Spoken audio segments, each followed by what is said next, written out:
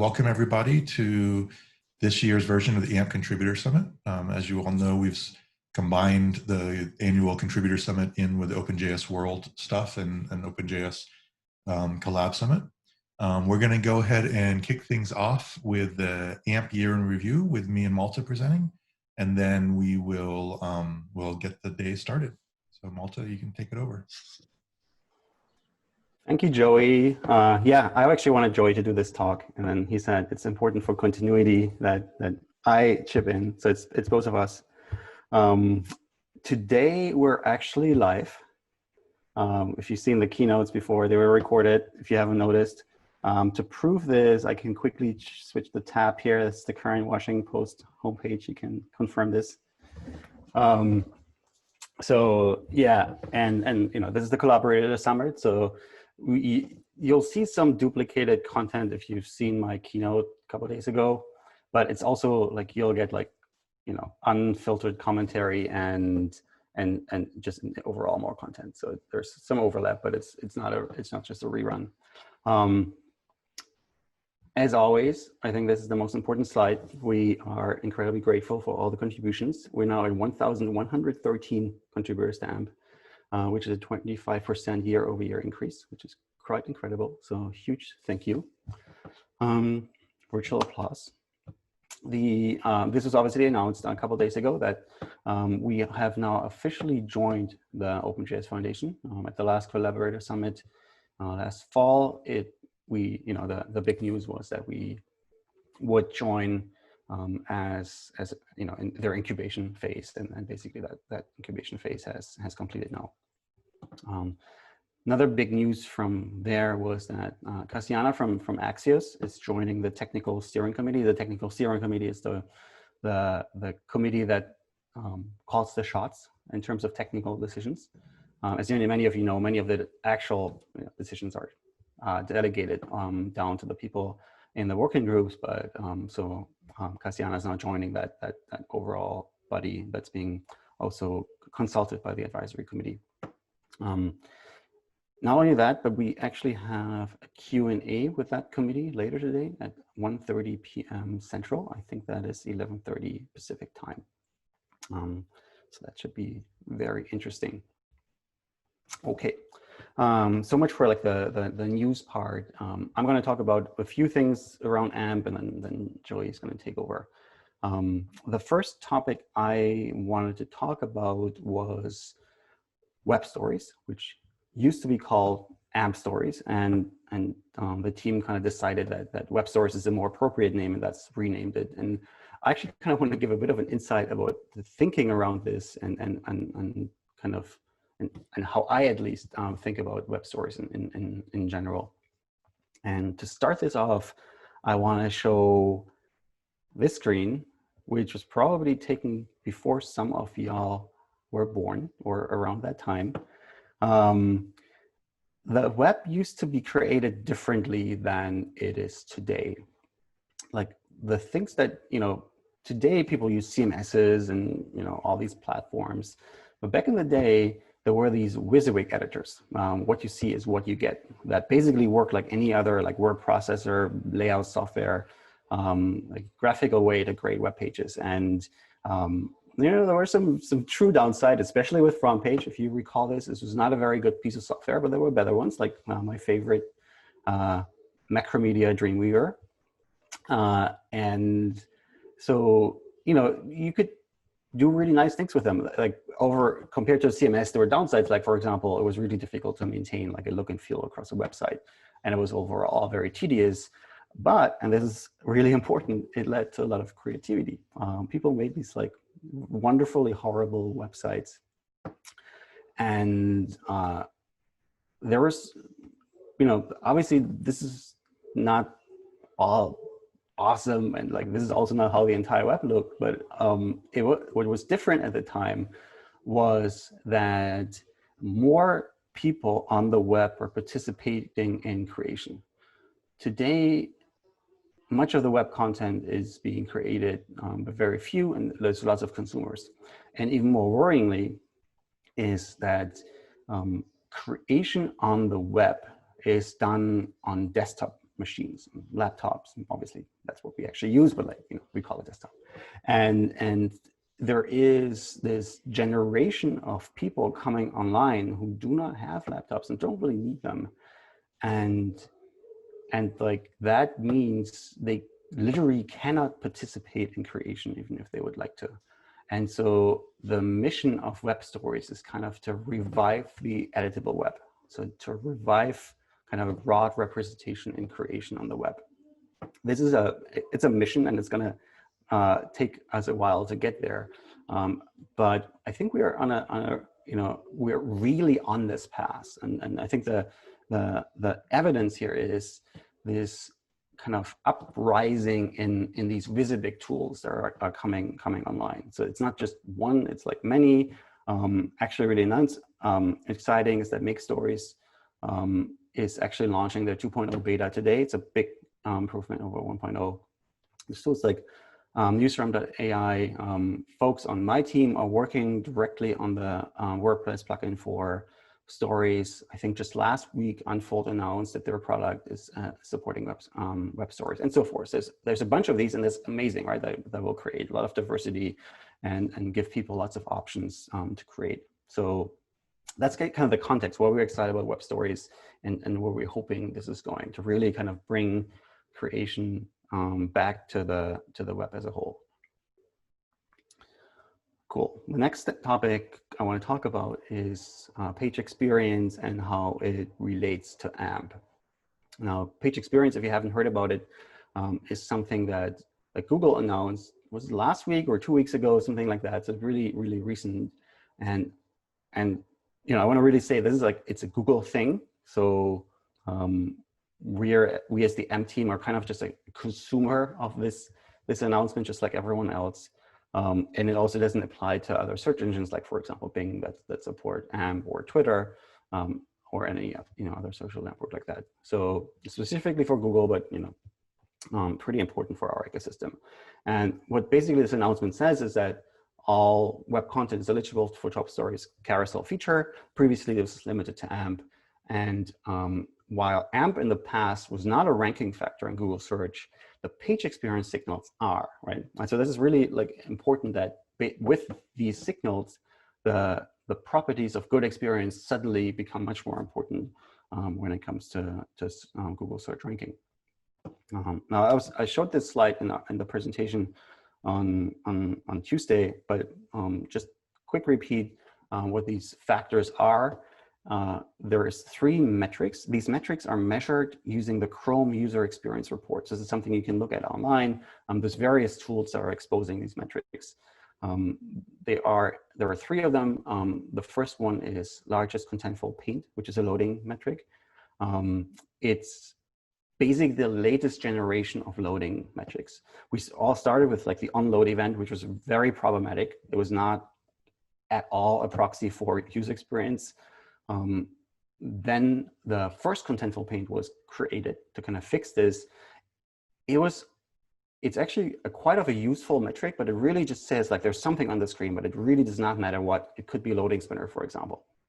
So the largest contentful paint with the performance measurement group in W3C is like pursuing there is like find a proxy for like this is actually a paint that's meaningful to user in a way where they can consume the primary content on the page. Second one is first input delay, which is a measure for like when you tap the page, how long it takes for the page to react. And then finally, there's visual stability with a metric cumulative layout shift. I'm excited about this because like not having the page jump around in front of you is kind of the founding myth of AMP. Like that's the thing that we wanted to achieve, which the web as a whole was not doing well on. And so I'm incredibly I'm excited that there's a metric now that actually expresses measurement of this. Now there's other factors in Google, like mobile friendly and safe browsing, HTTPS, etc., that factor into page experience. They aren't as interesting, primarily because most people are doing quite well on them, right? So like that, obviously if your website isn't mobile friendly, then please fix it. If it doesn't have HTTPS, you really, really need to switch. But like, most people have, so they're not as interesting, but those metrics are new and, not everyone's doing particularly well on them. So there's lots of room to grow. this is kind of how this works in my head. Google is saying, hey, we would like to provide good page experience, but we don't care how you do it. And there's going to be some developers going to use the favorite technology, and that's amazing. But we also know there are developers who would like guidance and say, like, hey, Google, like, it's great that you want good page experience, but like, how should we achieve this? And we want AMP to be the answer to that question, right? So make it really cost effective and simple to create great page experience, without having a team of experts and jumping through like a whole ton of hoops. And so, and this is, I think, my last slide. Kind of want to give a bit of context how I personally think about this and what this means to the future of AMP. So very roughly, right? If you look at Chrome User Experience Report, roughly 20% of web pages meet these core Web Vital metrics, these 3 metrics I was talking about. And many of them are AMP pages, which we're obviously excited about. But also because because Google is making this announcement, like, for example, you don't have to be AMP to be in Top Stories Carousel.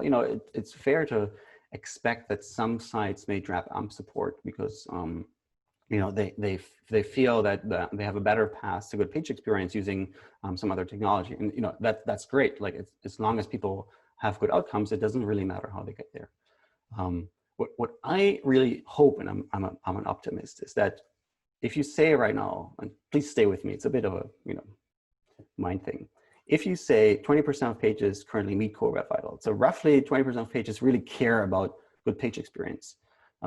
If we as a community and driven by Google's announcement can increase the set of pages of websites that care about good page experience by some significant factor. And for easy math, I said double, right? But obviously no one knows what's going to happen. And obviously this is certainly going to take years, right? Not just a few months. But like, I think there is a good path to a future in which many more websites care about this. And so what we as the AMP team, need to work together on is that we're a good alternative for people who come into the set of folks who care about good page experience, that they choose AMP because it's just the most cost-effective and simplest solution to get there. And so I think it's really like, don't think about this as a zero-sum game, because so few pages actually do well on these metrics. There will be huge demand for technologies that help people get better. And we obviously think that AMP is tremendously positioned to help people with this. Yeah, that's all I had today. I'm now gonna hand it over to Joey, who's gonna start talking about AMP developers surveys. All right, so let me take over the presenting if I can do this right. I think I've got this. And now here. Let's see, does that look okay to people? I can't really see what it looks like. Can y'all see the slides? Looks good. Okay, great. So yeah, so like as Malte was saying, I am going to be kind of taking over and whoops, I can't move that window. And sort of taking over and talking about where AMP is going in the future. I'm going to go through pretty quickly because most of these things actually we have are separate talks to cover most of them. So I think you'll be able to get more details over the next couple of days. So one of the things that we started doing was actually asking developers how they use AMP, what they care about, so that we can use this as input as we're doing our planning. And we found some, some surprising results, some pretty intuitive results, and some things that we were happy about. One thing, for example, most developers using AMP reported encountering issues with AMP less than once a week. So, obviously we would like it if people had no problems, but this is a fairly, a fairly decent number of problems to have and to deal with, but something that we know that we can do better on. And so that feeds into our thinking as well. We asked what were the top issues. These top issues are things that a lot of them are things that we're actually already addressing. So for example, a top issue that you might not be surprised about is people saying, oh, when I need to work with JavaScript, that's tricky with AMP. And so here we have things like AMP script and the bento work and things like that to make it better. Things like the CSS limit, which we actually just increased the CSS limit to I think 75K. things like that. So these are all things, again, that we're working on addressing, including you'll see the integration with CMS, and I'll talk about that in a second. It looked like we are getting a little bit better at how long it takes to deploy with AMP. Most are currently saying it's under a month to deploy with AMP. We've actually had some workshops where it's like, you know, people get the bulk of their page done in a day. Of course, they have to productionize it and stuff like that, but it's, you know, we try to make AMP fairly easy for people to use. All right, so what are the things that we're actually thinking about focusing on over the coming year? One, on infrastructure is a big thing for us. And so we've actually started nightly releases so that we can catch issues earlier, but also long time stable releases. So these are roughly monthly, we release a new version. And this is for users of AMP that want a more stable version that they can test against and know that they're going to be stable for at least a month. This is in contrast to our normal weekly releases that people can still take to get the latest and greatest. There's a bunch of improvements to the contributor experience as well. So lazy building during development, faster testing, automatic PR labels so that you know when your change is actually live in production. And soon we're going to have we're going to be using the native closure compiler, which will speed things up 3 times for developers. So this is a big push for us, is to make the people developing and contributing, so all of you, making your experience better for AMP as well. There's actually a talk tomorrow at 10:30 a.m. Central US time about the infrastructure improvements and what's going on there. AMP Optimizer is an important part of AMP that sort of takes your existing AMP page and makes it even better. And we use this on the cache. There's a talk tomorrow from Sebastian at 11:30 a.m. talking about how to integrate AMP into your CMS. But basically, if you use the optimizer, if you get the latest version, there's a lot of new improvements to it. It's now on by default in WordPress and is integrated into 11t and Netlify. Netlify. And this is, if you're thinking about contributing, adding support to for the AMP optimizer in your CMS is a great way to contribute. User consent improvements. If you look at this slide, if you're familiar with these acronyms, then you know what consent is. If you don't know these acronyms, then that's okay, because then you are able to not have to worry about this stuff. But basically, we landed support for CCPA in 2019. AMP consent now integrates with 8 CMPs. We're conforming to the new TCF framework, which actually I'm not even sure what TCF stands for. So, but some people out there do. And there's been a bunch of UI updates to make it a little bit easier to use. Today, actually at 1 p.m. Central, a bunch of the people working on analytics are going to be here to give a quick update here and also lead a discussion, a breakout session talking about this stuff. Accessibility is a huge part of AMP, and it has been from the beginning. AMP components meet the W3C WCAG 2.0 level A and AA guidelines by default, which is amazing. Stories interactions are also accessible by default. Coming soon, we're actually working with a vendor to sort of make sure that our documentation is up to date, making sure that you don't fall off the well-lit path that AMP has created. We do want to shout out to the advisory committee, the AMP's advisory committee, for providing a lot of guidance and sort of nudges here to make AMP even better on the accessibility space. There's a discussion tomorrow at 12:30 Central Time to talk about accessibility and how AMP has achieved some of the accessibility wins that we have.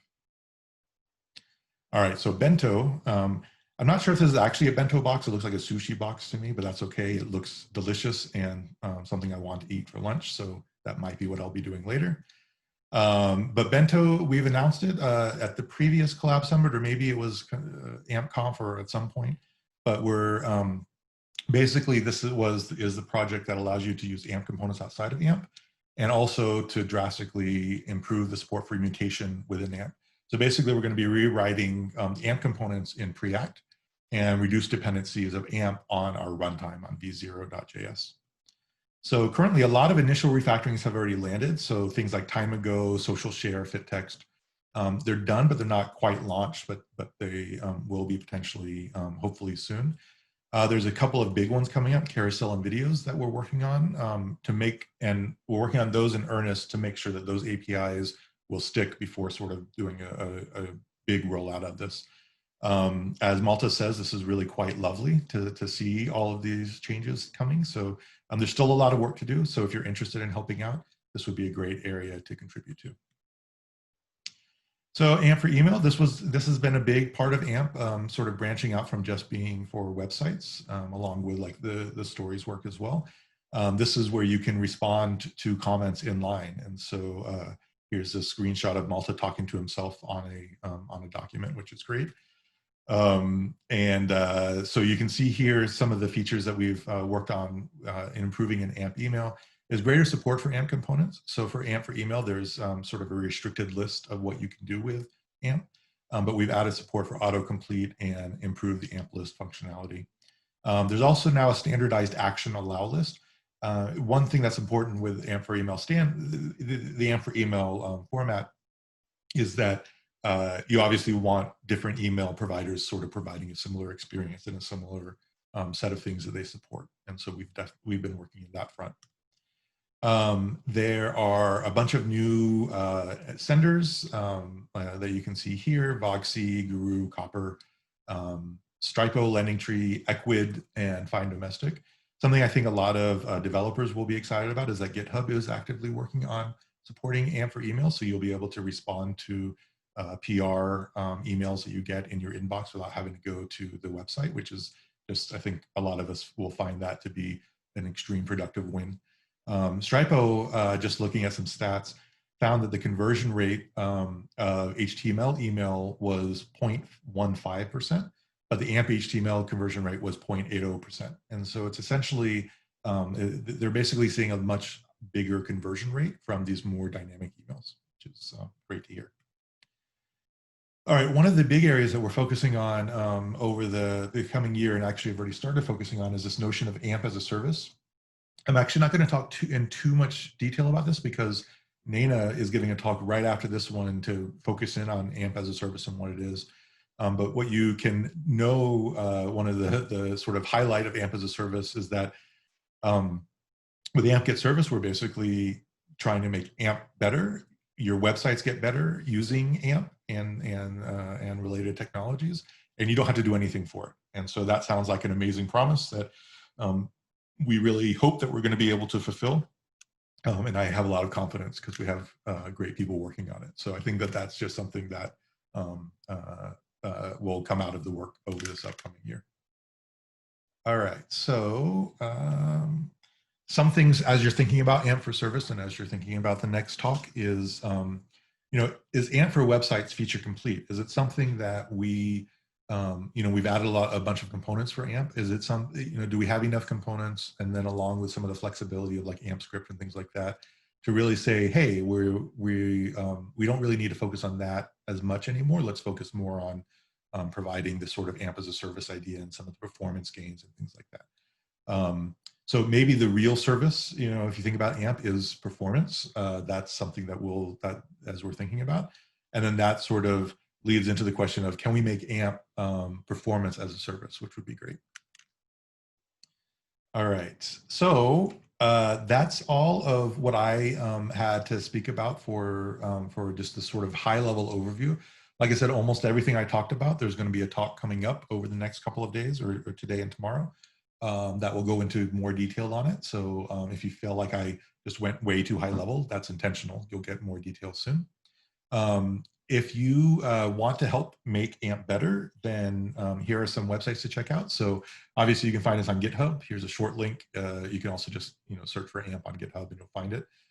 If you want to contribute, this link, go.amp.dev/contribute, leads you to our page where we talk about how you can contribute. And this means things like filing bugs, but also contributing code. And so we definitely want to see as many people helping out with AMP as possible. And then you can also go to go.amp.dev/WG to learn about the working groups. So all of the work in AMP now after our governance change happens within these working groups. So like the UI and accessibility working group, the performance working group, the AMP for email working group, all of these different ones. So if there's a specific area you want to focus in on AMP, go to that site, check out your the different working groups that are available. There's contact info there, and that can be a good way of getting started. There's a talk tomorrow at 1 p.m. Central from Alan talking about, so you think you need a new AMP component. This was suggested by somebody in the community of how do we actually think about as we're adding new functionality to AMP? Do we add it as a new component? Do we add it as additional functionality? That's going to be a really great talk. And then right after that, Ben Morse is leading a talk about how we can make AMP more welcoming. So that's at 1:30 Central tomorrow. All right, and with that, I think we are done with the kickoff.